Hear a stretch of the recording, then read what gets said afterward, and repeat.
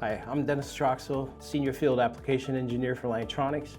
Today we're going to look at Lantronix's smart managed switches and look at some of the features and benefits of those switches.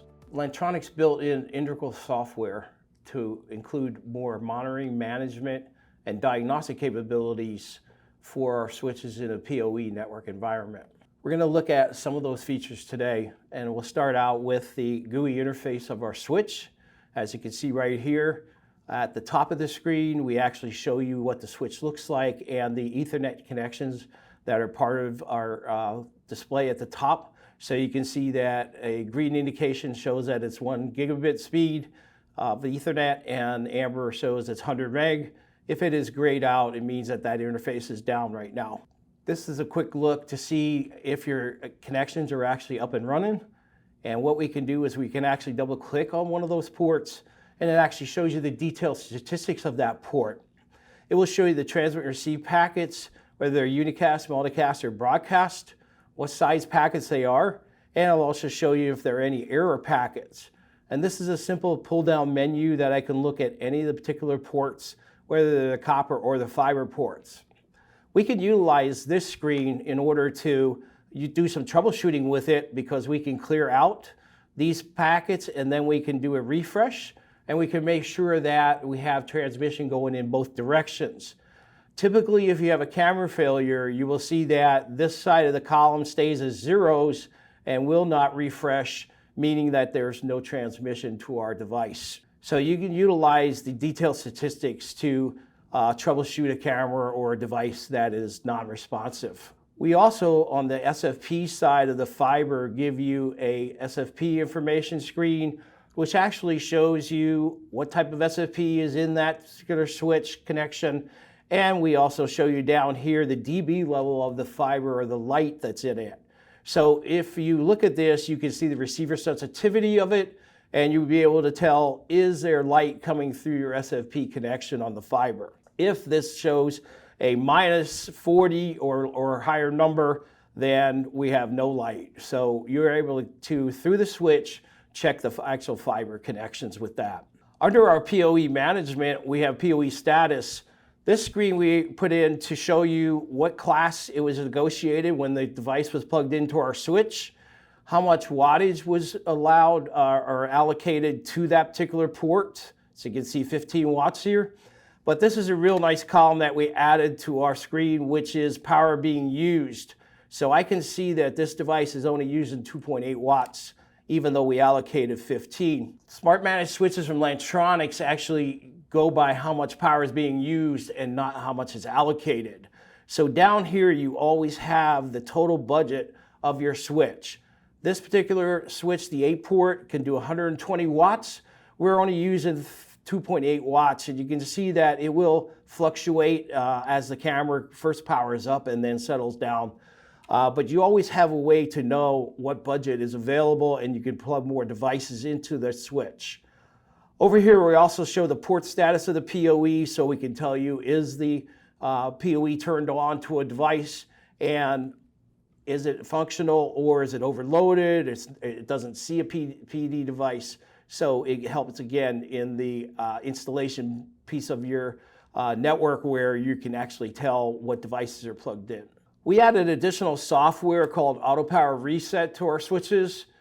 This is a unique feature for Lantronix, and what we do here is we actually proactively monitor your devices that are plugged into our switch. We will actually populate the IP address. So this is a camera here on port 5. You can see that every 30 seconds I'm going to talk to that device, and if it does not respond to me 3 times, I'm going to automatically reboot it. What this does is it actually saves you a truck roll of going out just to reset a device. So anytime you have to roll a truck, it always costs money as part of your OpEx. So what we're doing is reducing truck rolls by automatically rebooting non-responsive devices. If you look into this screen and you see it says errors 1 or 2 times, you know that the device got a glitch in, stopped working, we rebooted it, we fixed it. If it actually shows 10 times of errors, that we know that just resetting the device isn't going to work, so you do have to roll a truck out there. But what we're really doing is trying to give you an intelligent truck roll, which means that you probably want to take a camera with you, because you know when you get out there, you're not going to just reset it. It's going to be some other issue. We can also troubleshoot a problem through the switch with our diagnostic menu, because we have cable diagnostics for every copper port. What this allows me to do is actually check the cable to see if it is good that's plugged into the switch and out to the device. So when I click on the start of this test, it actually goes out and checks all 8 pins in the cable to make sure that it is pinned properly end to end. If you didn't push a wire in all the way, or you turned it around while you were doing the installation, it will actually show here that it's open or mismatched or shorted. It will tell you the condition of the cable and that it is a cable problem. The last thing you want to do on an installation is go out and install a cable and a camera, and then it doesn't come up and you go, is it a cable problem or is it a camera problem? And in this case, you can actually check all the cables with our Smart Manage switches. We also provide a TDR on the chip, which actually shows you what the distance of the cable is, how long it is. And if there has a break in the cable, we will actually show you where the break is in the distance going out from the switch. So all of these features that we build into the Smart Manage switches for Lantronix actually allow you to do more troubleshooting, more monitoring, and more management of the devices. Now, another factor that we added, another software package we added, and again, this is integral to the switch. When you buy the switch, you get these packages as part of the software. There is no licensing or additional software to purchase with that. It's called our DMS. Our DMS is our device management system software. What this is it actually goes out and auto-discovers all the devices that are connected to my switch, and it will show you an automatic topology map drawn, which is the as-built network. This is how you went out and installed the network. You can see on here it actually shows you what port it's plugged into, what the device is, what's its IP and MAC address, and also how much bandwidth it's using. So this is a quick look at an automatic topology map that allows you to see how you installed your network and what is the makeup of it. Now, the nice thing that we allow you to do is go in and actually create a PDF document of that and then take a snapshot of it. What we're doing here is we're actually taking this drawing that we created and we're giving you a PDF document saved on your PC, which now you can utilize to either take it back, print out this drawing. All right, so let me make it a little bit bigger so you can see it. This is a PDF document. This allows you to actually either have the customer sign off on it as the as-built network and it's all completed. You can also keep a copy for your own reference. What this allows then you to do is to see how it was set up during installation, because eventually the customer is going to go out to their switch, they're going to plug in some more cables over here, and then they'll probably call you and say, hey, I got a problem, maybe it's a bandwidth issue or something, and now you can go out and look to see what the map looks like today as compared to when you installed it, and you'll be able to see they added some more devices and that might be causing the problem. I don't have to go back to the office and actually use CAD or Visio to draw this document, so I'm saving on the OpEx money for your particular operation because I don't have to take the time to actually draw this particular network out. Also, our map is interactive, so any IP addressable device will be shown out here. As you can see on this particular topology map, you can see this is a switch that's the commercial, it's inside the building. This could be the switch out on the pole, and then this is a camera out on top of that pole plugged into the switch that's outside in the parking lot. So we show you that device all the way out to the end. We actually can show you 256 devices on the screen.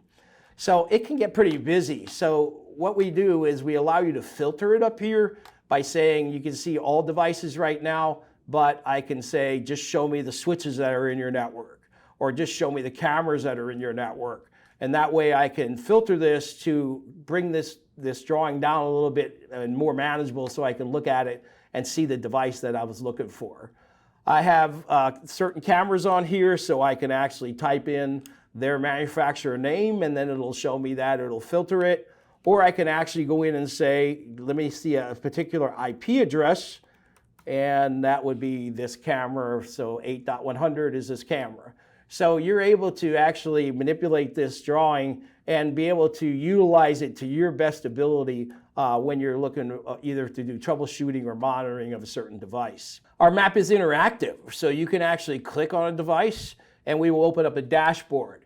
With this dashboard, you can actually see what the device is, what's its IP and MAC address, and then down here are actual buttons that are live that you can click on to either help with managing, monitoring, or doing diagnostics to this device.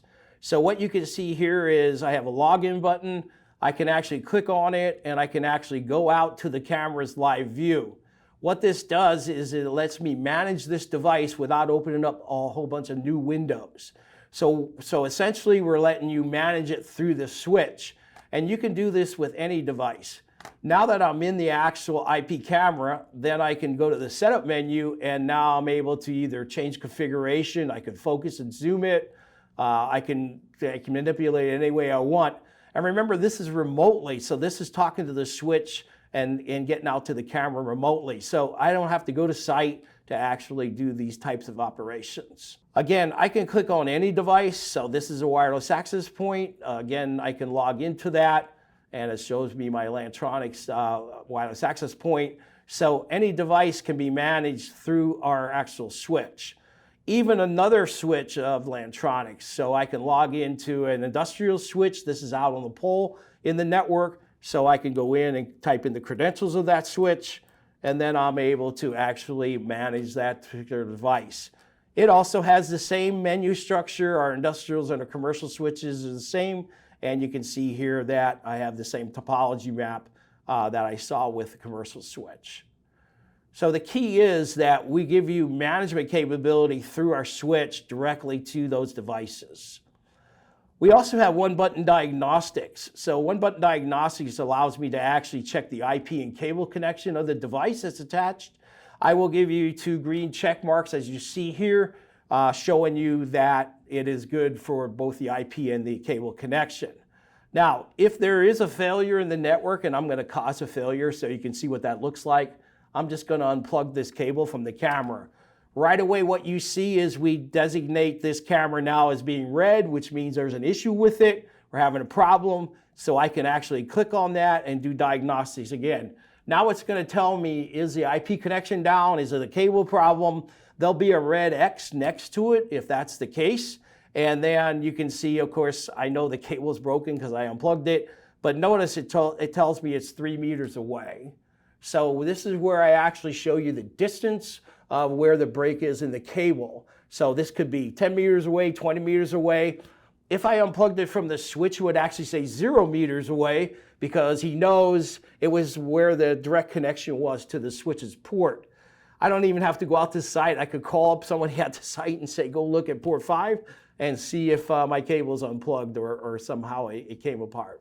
If you look at this camera, you can see that I'm going through 2 switches, so that if I click on diagnostics, we will actually check the IP connection and cable connection between the switches first, and then we'll check it between the device because the break could be back here between the 2 switches. So we will do a diagnostic all the way out to the endpoint itself. All right, so that's pretty much part of our integration of our software so that you are able to do diagnostics and monitoring of your devices. Now, also, what we allow you to do is do a manual PoE reboot. So if I wanted to reset just one device, it doesn't affect any other device in the network. I don't have to reset the whole switch, and I can just click on PoE reboot, and now we'll just reboot that one device. Again, we drop the power on it, and we bring it back up again to do a reset on the device itself. Now, besides having the topology view, like I showed you here, we also have what's called a floor view. A floor view is that we can plug a JPEG into our switch.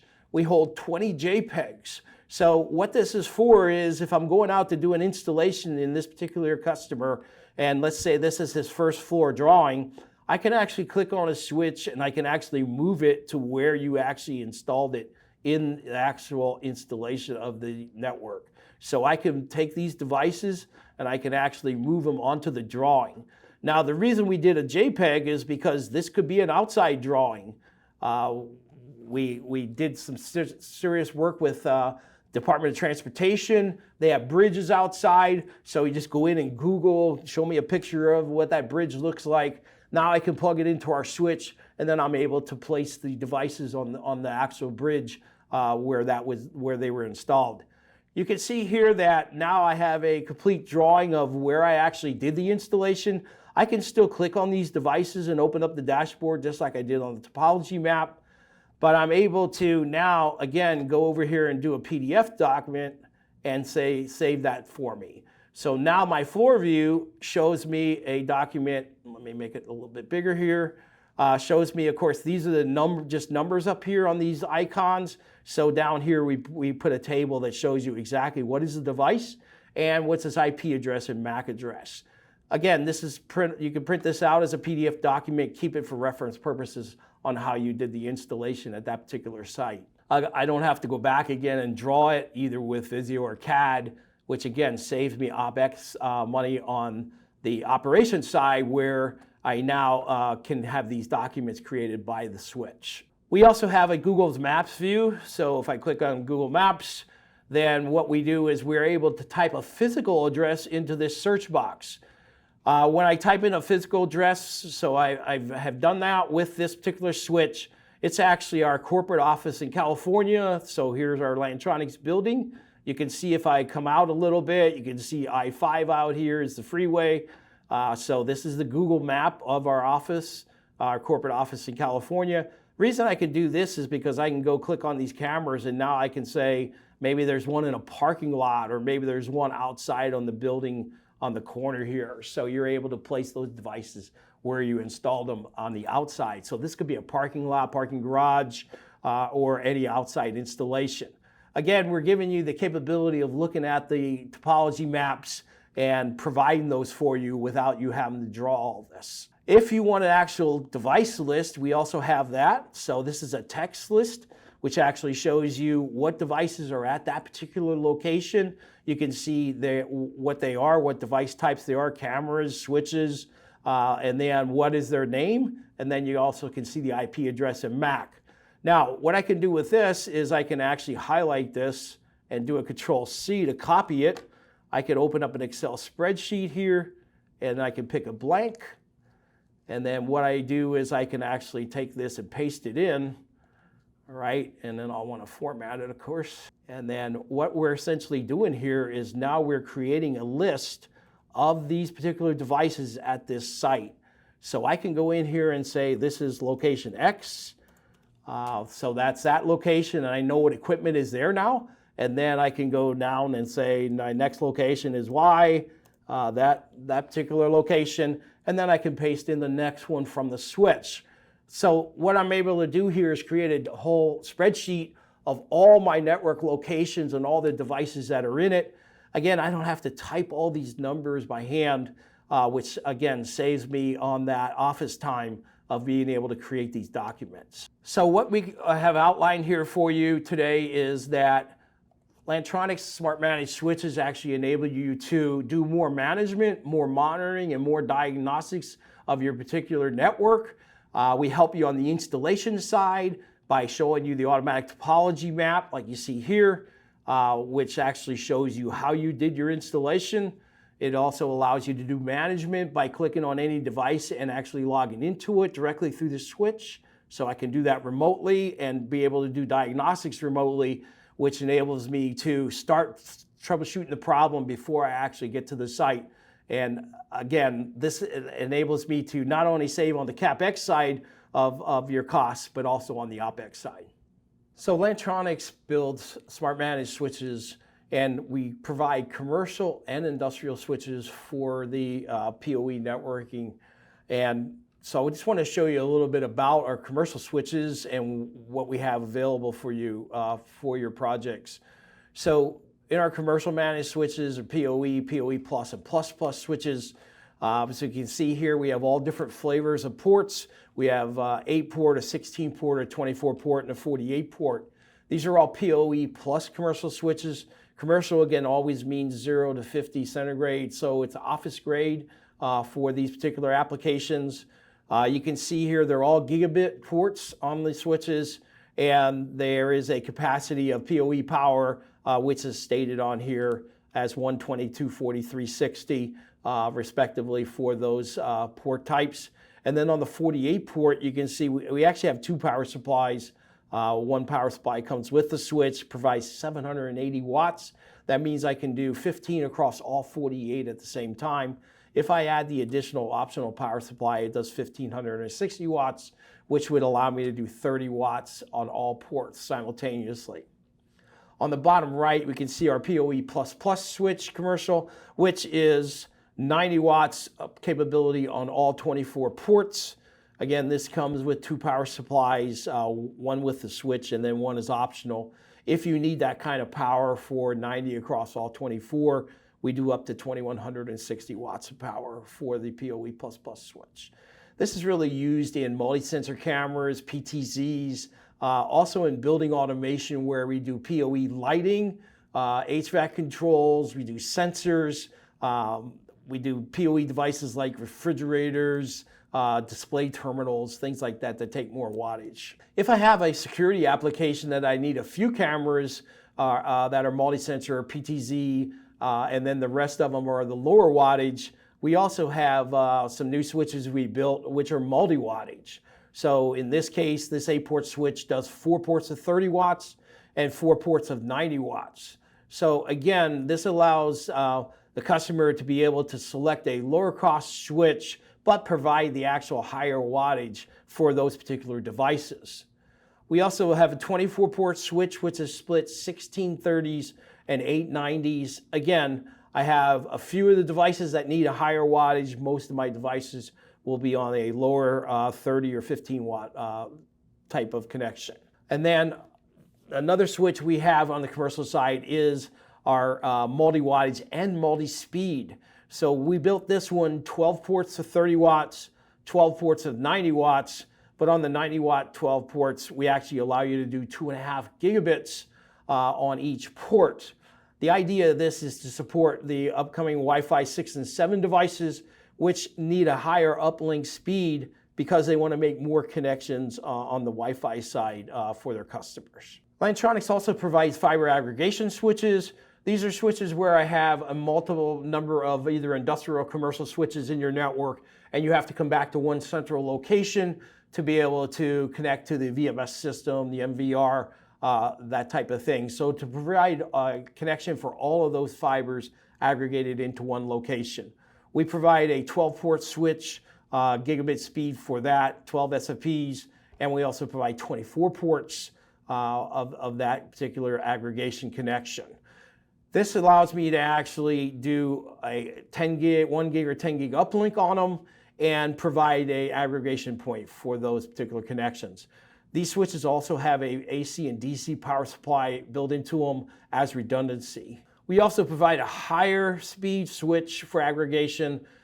This is our 12-port 1 gig, 10 gig interface. So this allows me to go up with higher speeds and then provide 25 gig uplinks for the connection to the network. We also provide you industrial switches for the network. So we have a couple different flavors of that. We have unmanaged industrials, which are just plug and play. There's 4 ports and 8 ports of 30 watts per port. And then we also have on the right-hand side our PoE++ unmanaged switch, which is our 4 ports of up to 90 watts per port. The third switch in the middle is for our low voltage type applications. This takes in 12 or 24 volts, so I can be using this on a vehicle like a bus that has cameras on it, and we'll use the 12 volts DC off the bus, or you can use it for solar panel type applications. This would be a case where I have to put a camera out in a golf course, let's say, and there's no power run out there, so I can use solar for that. We also have our industrial managed switches. Again, this is going to provide the features of auto power reset and our device management system software. They come in different flavors. Again, 4 ports or 8 ports of 30 watts per port. The one in the middle, the 582, is our PoE++ switch. This allows me to do 860s or 490s on it, so I can provide for those higher wattage multi-sensor or PTZ cameras.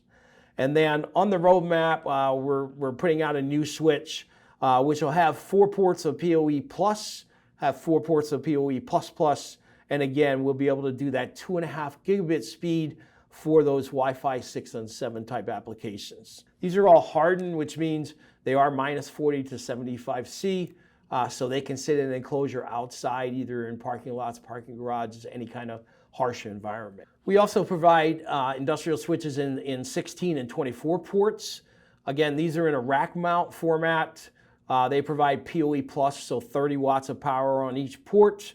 And then we have aggregated uplinks of 1 and 10 gig, 2 of them on the 16 port and 4 of them on the 24 ports. So as you can see with Lantronix, we have a complete line, a portfolio of switches, both commercial and industrial, for your PoE networks. They could be based either on security and surveillance, on intelligent transportation, or on building automation. And they all provide the management, monitoring, and diagnostic capabilities, which again save you on the CapEx and OpEx side of the house. All right, this is our PoE status screen. It actually shows you the class that was negotiated by the device when you plugged it in. It'll show me how much power we allocated based on that class of PoE.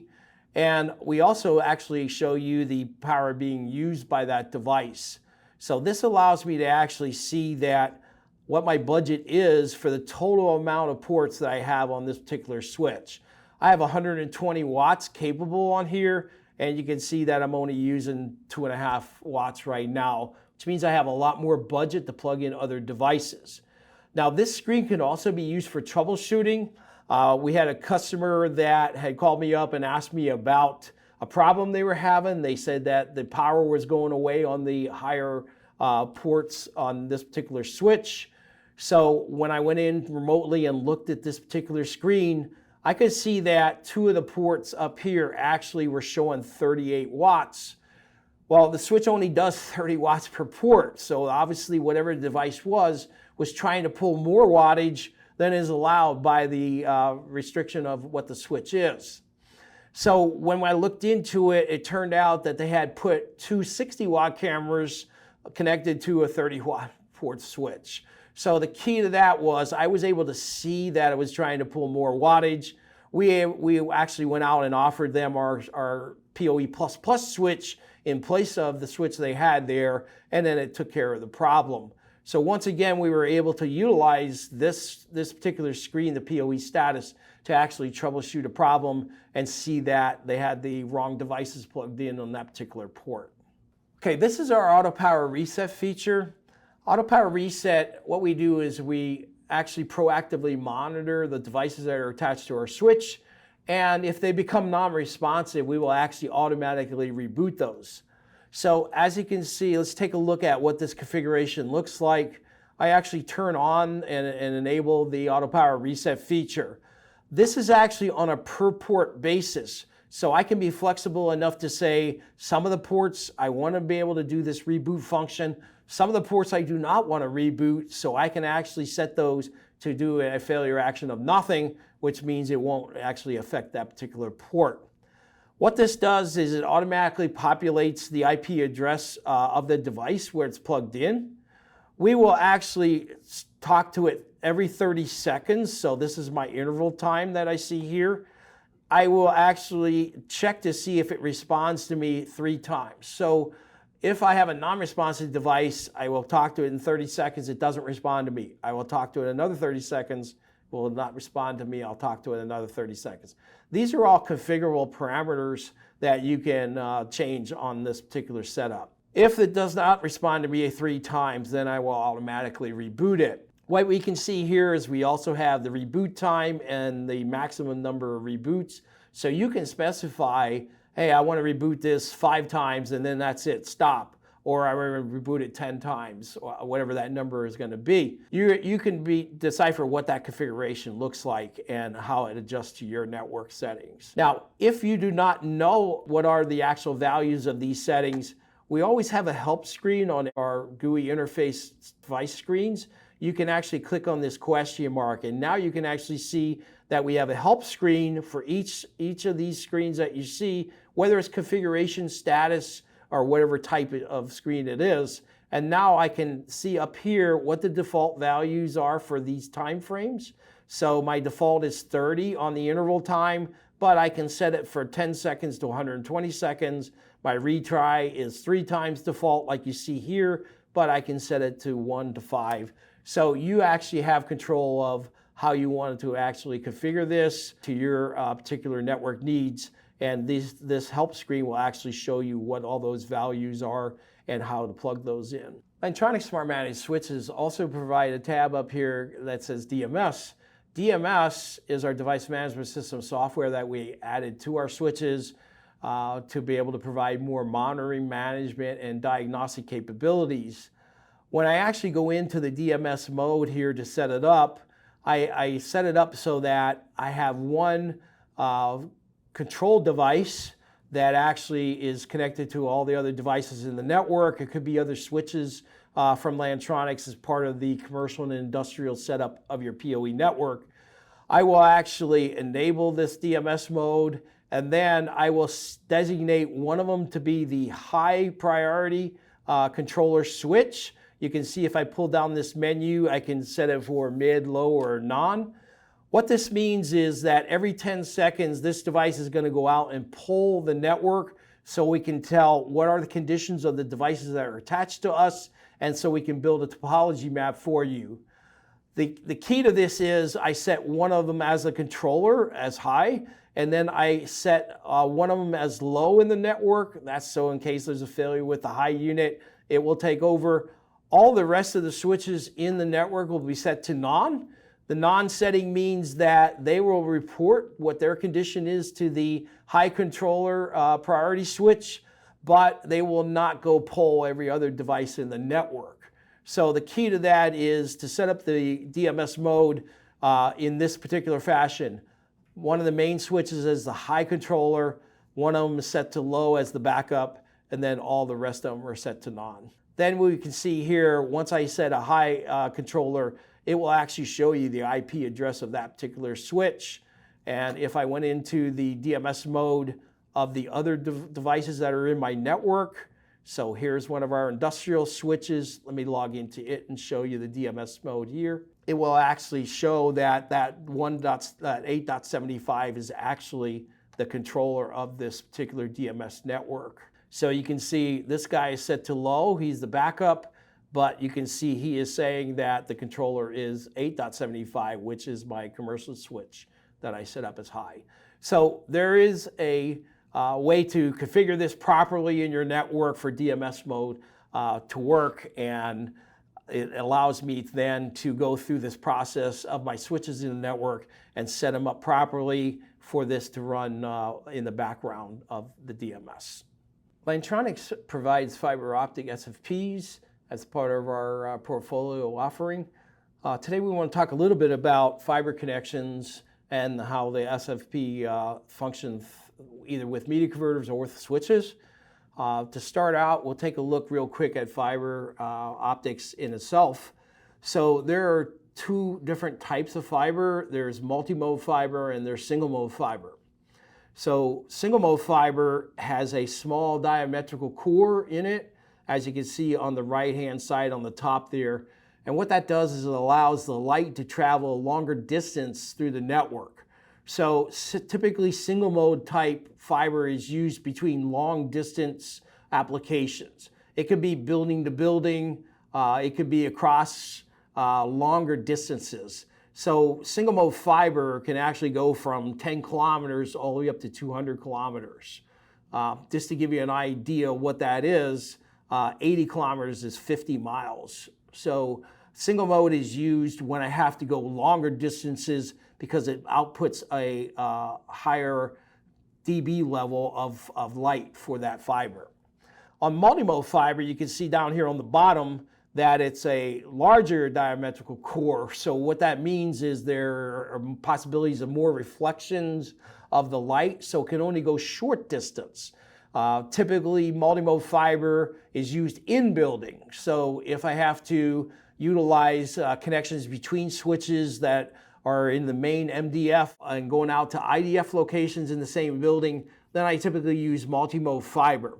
you're going to see that multi-mode fiber either can come in 50 microns or 62.5 microns.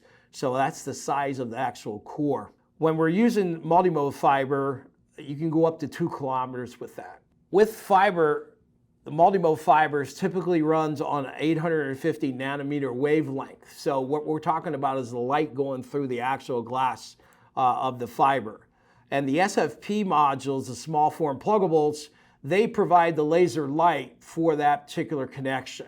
So when you are looking at using multi-mode fiber, you use a multi-mode SFP, which would be designated as SX, which is the smaller distance type connection. Again, you can see on the left-hand side that on 62.5 microns, that diametrical core, it goes 722 feet. Whereas if it's 50 microns, which again is a smaller diametrical core, it can go up to 1,804 feet. So any kind of designation of SX is going to tell you that it's multi-mode fiber. When you look over on the right-hand side where single-mode fiber, then we're talking about the longer distances that you're able to go because of the smaller core. The typical nanometer wavelength used in single-mode fiber is 1310, or it could be 1550, depending on the distance of it. So what you can see is there's designations of LX, which is our 10 kilometer distance. There's EX, which is extended distance up to 40 kilometers. And then there's ZX, which is 80 kilometers or that 50-mile length. There are additional ones that can go 160 or 200 kilometers as a maximum there. So you will see these designations of LX, EX, and ZX as part of the single mode SFP. There is a case where you can do single mode fiber with one fiber. So typically fiber is used in a pair. One is used for transmit and one is used for receive. So it's the same wavelength in each, but it's in different directions on a separate fiber. If I only have a single fiber available, I still can transmit on that using what's called a bi-die or bidirectional SFP. So a bidirectional SFP says I transmit in the direction with one wavelength, and then I receive that particular same on the other side of the direction with a different wavelength. So a bidirectional SFP might be 1310 in one direction, 1490 in another direction. So the idea is that I can use the same fiber, but it's different wavelengths of light, which allows me to actually differentiate between transmit and receive. If you use bidirectional SFPs, make sure that you have an opposite on the other side. Obviously, if it's 1490 transmit and 1310 receive on one side, it has to be 1310 transmit and 1490 receive on the other side. So it's a married pair that actually pairs up to use a single mode fiber and use a single fiber on that. Also, we have to be concerned about connections on SFPs. So the actual fiber, how it's terminated is based on a different connector type. The first fiber connection types were called ST, and they were a connector that was one was for transmit and one was for receive. So anytime you have an ST connection, it's always going to be two different fibers on two different connectors. So it'll screw on. It actually is a lockdown screw type connector for ST. This is older and its legacy, although there's still devices out there that have ST connections. If you have other connections of fiber, there are jumper cables also that convert one to the other, small length for that. The next type of connector is SC connector. So you can see in the middle of the screen here, it's a square type connector. It again terminates one of the fiber connections. So in SC, you're going to have two of these particular fibers. One's going to be for transmit, one's going to be for receive, but it's going to plug into this SC mechanism of this connector. It's still used today. Some devices have built-in optics, which means they'll have the SC connector built right into the device itself. And then the last type is the LC connector. So you can see on the bottom right, the LC is a matched up pair. Again, there's a transmit side and receive side. This will plug into the SFP based on. All right, so again, this separated. This is can be used for single mode or multi-mode for LC. It's the most popular type today And again, it could be a built-in optic or it could be an open cage SFP module. Lantronix SFPs, we offer everything from 100 meg to 100 gig. So you have to pick which speed you're going to utilize for that particular connection. And then you get that type of SFP based on its bandwidth. We also have what's called digital diagnostic monitoring SFPs, DMIs.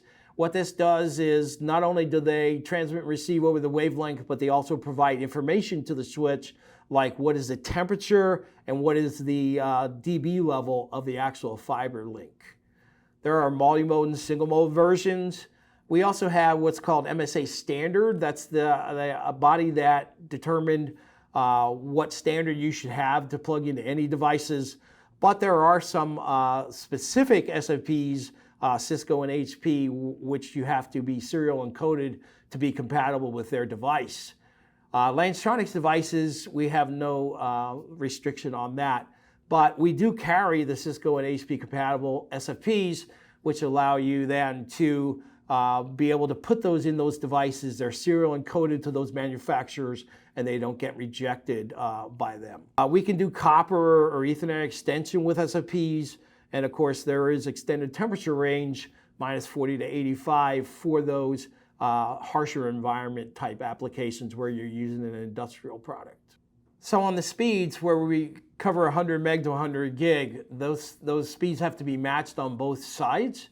You have to go and utilize, if you're doing a 1 gig connection, there'll have to be a 1 gig SFP on both sides. If you're doing a 10 gig connection, there'll have to be a 10 gig on both sides.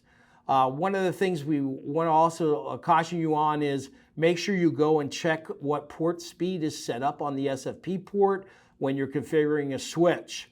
Sometimes the switches are defaulted at 1 gigabit for that, or sometimes they're configured at 10 gig as a default.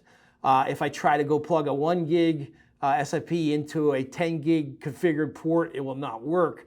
So make sure that not only do you match the SFPs on both sides, but you also check the port configuration to make sure you have the same speed set up on the configuration side of it. Lantronix provides a full line of commercial and industrial smart managed switches, which have the integral software in it to provide monitoring, management, and diagnostics at no additional cost. When you purchase a commercial or industrial switch from Lantronix, software is already built in with our auto power reset and DMS features with no additional cost of either maintenance or for licensing.